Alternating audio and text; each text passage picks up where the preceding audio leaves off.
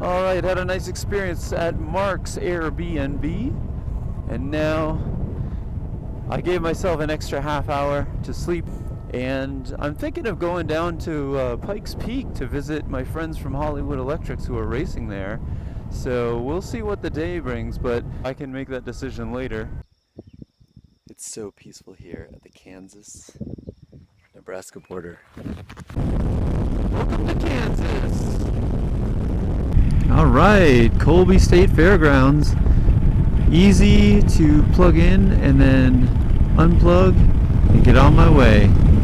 They just have RV setups by the fairgrounds, which when the fair isn't in town, then anyone can use it. Burlington, 12, yes! Oh, there's a K-4. Yikes. You can smell it from miles away. Those are awful. Oh my god. Normal farms with cows smell a certain way. It smells like light. CAFOs smell like something else that you sit on. Oh my gosh. And then on the other side of the street, wind turbines. What kind of music you like? Wind turbines? I'm a big metal fan. Up there is a wind turbine. Several hundred feet tall. It dwarfs the farm.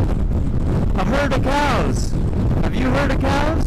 And then way off in the distance, straight ahead, there are dozens of wind turbines. It is so windy. I have a nasty headwind today. Had some nice folks take a photo for me. They're in there. I couldn't get my camera turned on in time to see them, but very nice. And now on to Burlington, Colorado. Look at this great wind farm.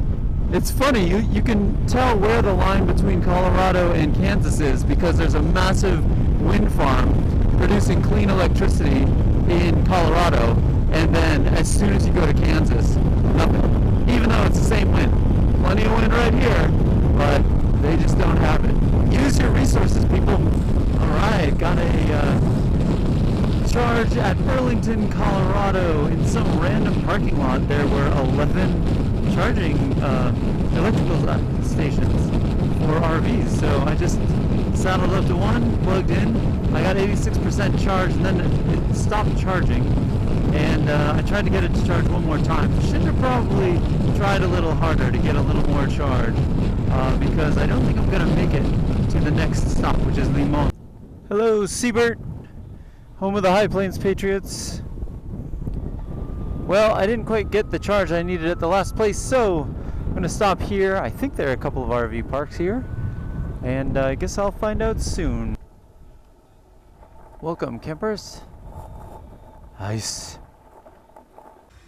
Alright, so here's the deal. Riding cross-country on electric motorcycles is tough right now. You got to be constantly alert because you never know if your charging system is going to stop abruptly and cause you to not charge up. So my last stop in Burlington, Colorado, was charging just fine, went to grab some food, and then I got back and everything was still going fine, charging away, but then after a few minutes it just stopped charging. And so I check on it kind of compulsively because I know this can happen. If you're traveling long distances, you just always got to be aware. You can't just like go plug in, set it and forget it, come back and expect it all to be ready. A little bit of the hard truth about traveling far distances on electric motorcycle. It's getting easier. It's way easier now than it was even last year. So that's good. Mega progress, but still challenging. So waiting on my bike to charge up. Should be ready in a minute. On to Limon, then Colorado Springs. Hello, Limon, Colorado. Had plenty of charge on that last little stretch, so I could just ride like I normally do, which was a nice change of pace. Most of the time I've been ducking and trying to ride as aerodynamically as possible. And now I'm looking for the KOA. Usually they have tons of signs everywhere. There's the sign. I see it.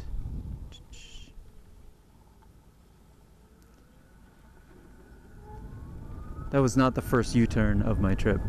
just so you know. I don't normally record U-turns, but that one was a good one. They said all of their campsites are sold out, but I can charge as long as someone isn't in their site yet. Alright, thank you KOA in Limon. Got, all I needed was about half a charge. Got it. I'm at 96% right now, which is good enough for 77 miles pretty easily. It is hot. I am sweaty. There's no reason to be wearing a black leather jacket like this in weather like this.